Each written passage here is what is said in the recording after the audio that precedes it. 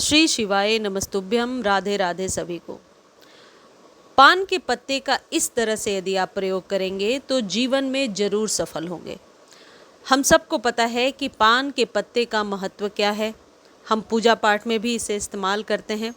आज के वीडियो को ध्यान से देखिए और इस पौधे को इस मॉनसून में अपने घर में ज़रूर लगाइए। वास्तुशास्त्र में पान के पत्ते प्रयोग करने के कुछ तरीके बताए गए हैं जिनको अमल में लाने से सफलता ज़रूर मिलती है। हिंदू धर्म में कई पेड़ पौधे पूजनीय होते हैं, ये तो हम सबको पता है और इससे हम इनकार नहीं कर सकते। उनमें से ही एक पान भी है। अगर पान के पौधे को घर में लगाया जाए तो यह शुभ फलदायी माना जाता है। पान का पत्ता पवित्र होने के कारण इसे विभिन्न पूजा पाठ में इस्तेमाल किया जाता है।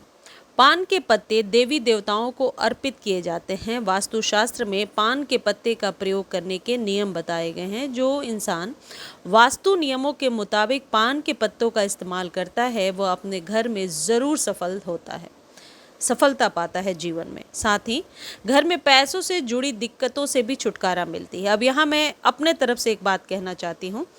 हम जब बड़े शहरों में रहते हैं और हमारे लिए बहुत मुमकिन नहीं होता ऑफिस से आकर तुरंत यदि पान के पत्ते का कोई टोटका करना है, कोई उपाय करना है, मंगलवार को मान लीजिए हनुमान जी को चढ़ाना है, तो बेहतर है कि घर के छोटे गमले में लगा लीजिए, बालकनी में, वहाँ से तोड़िए, हनुमान जी को चढ़ाइए। मनोकामनाओं की पूर्ति भी होती है और आपको ज़्यादा भाग दौड़ भी नहीं करना पड़ता है। इसलिए यदि छोटी सी भी जगह है आपके पास तो इन पौधों को ज़रूर शामिल कीजिए जिनसे तोड़कर आप अपने भगवान को अर्पित कर सकते हैं। जैसे पान के पौधे हैं, मैं अक्सर बताती रहती हूँ, बेलपत्र है, गुड़हल है जो अभी दशहरा में हम देवी माँ को चढ़ाने के काम में इस्तेमाल करेंगे।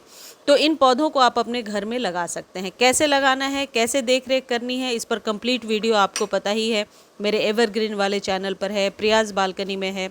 या फिर आप स्पेशल जानकारी लेना चाहते हैं तो सीट बुक करके 1 to 1 आप मेरे से बात भी कर सकते हैं। आप कमेंट सेक्शन में टेक्स्ट कीजिए, आगे की जानकारी आपको दी जाएगी।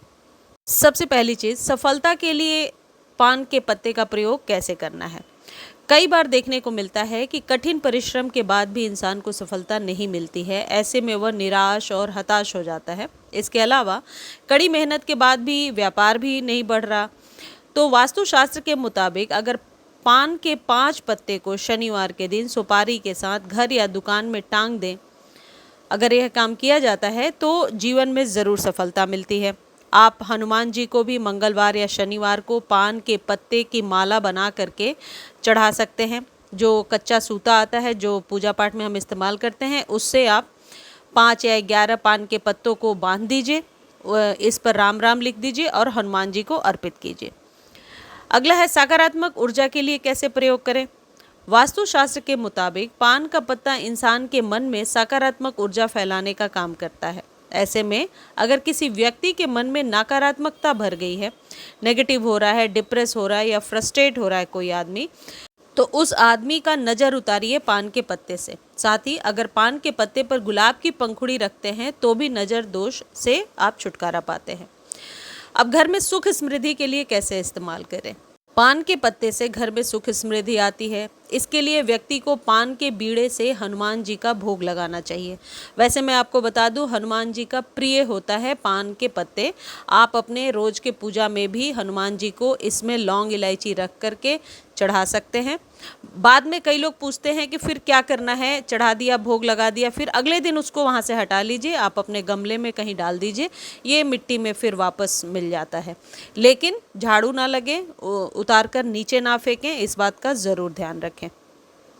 पान का पत्ता हनुमान जी के पवित्र चीज़ों में से एक माना जाता है। इससे व्यक्ति की हर मनोकामना पूरी हो जाती है। साथ ही घर में तरक्की और खुशहाली बनी रहती है। अभी सावन चल रहा है, ऐसे में शिव जी को पान के पत्ते आप चढ़ा सकते हैं। यह मान्यता है कि भगवान शिव को पान का पत्ता अर्पित करने से प्रभु प्रसन्न होते हैं। इसके साथ अगर सौंफ और सुपारी भी अर्पित करें तो सारी समस्याएं दूर होती हैं और मनोकामना की पूर्ति होती है।